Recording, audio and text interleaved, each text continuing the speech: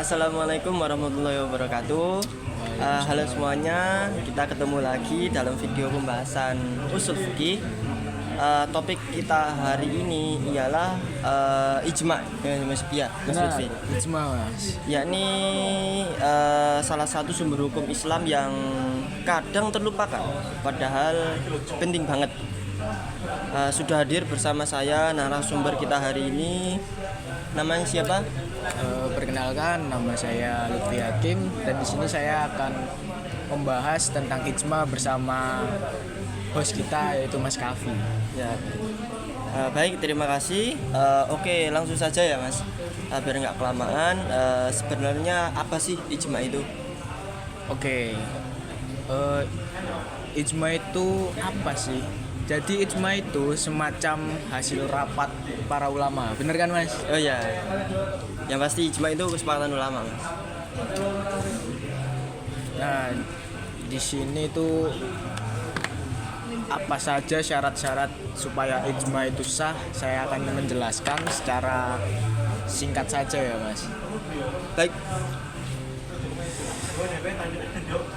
Syaratnya di sini ada beberapa. Yang pertama, syarat ijma itu harus dilakukan oleh para ulama yang mujtahid. Dan yang kedua, harus dalam satu masa tertentu, tidak bisa dari masa lalu ke masa sekarang, itu nggak bisa mas. Yang ketiga itu tidak ada satupun ulama yang menyisihi semacamnya. Juga banyak, yaitu ijma syarih yang disampaikan secara jelas oleh semua ulama, dan ijma sukuti, ada yang diam tapi tidak menentang. Ada juga ijma sahabat, ijma ahli Madinah, dan ijma ulama kontemporer. Kalau contoh konkretnya gimana Mas?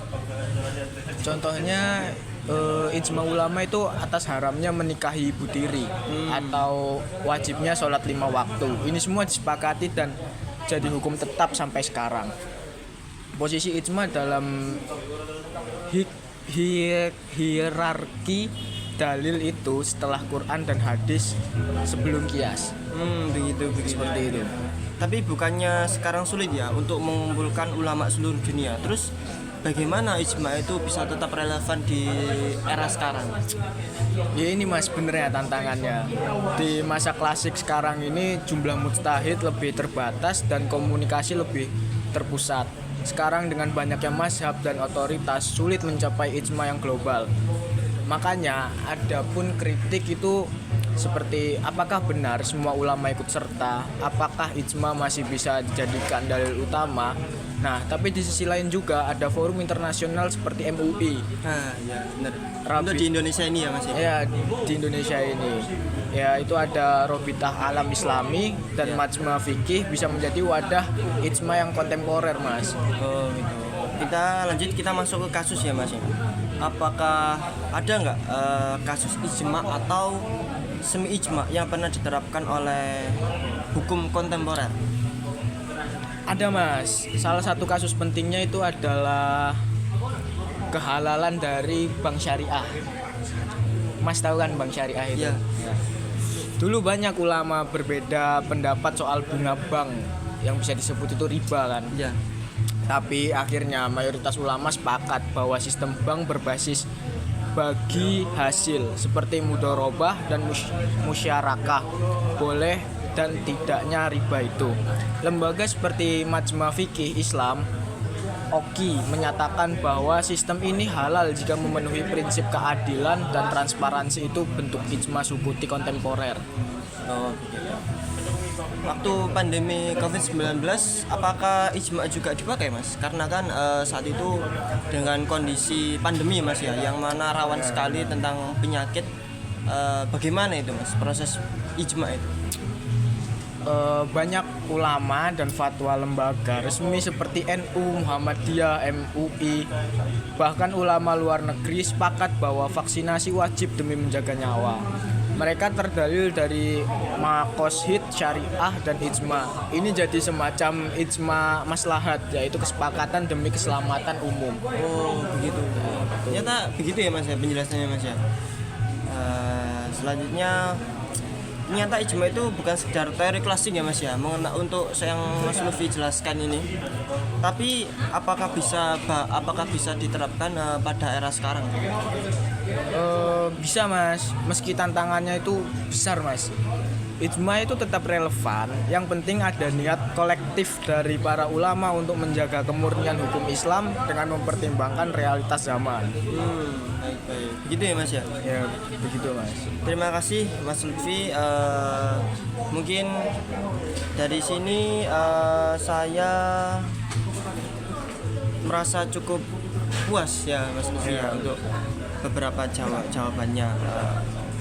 Kira-kira tapi ini sebenarnya ada yang ganjal dari saya Mas Lutfi, begitu. Gimana itu mas? Mengenai tentang oh ternyata begitu ya Mas Lutfi ya, penjelasan ijma ini Mas Lutfi. Lalu apa yang dapat disimpulkan dari Mas Lutfi mengenai ijma tersebut? Jadi ijma itu bukan sekedar seperti rapat online para ulama mas, yang nggak pernah selesai kayak grup keluarga. Tapi ini adalah kesepakatan serius yang jadi dasar hukum Islam setelah Al-Quran dan Sunnah. Oh baik. Meski sekarang dunia itu ribet kan ya mas. Iya. Ijma tetap bisa jadi solusi asal ulama itu kompak, nggak sibuk debat siapa yang paling benar dan siapa yang paling duluan. Jadi buat teman-teman jangan anggap usul fikih itu ilmu yang kering, karena enggak.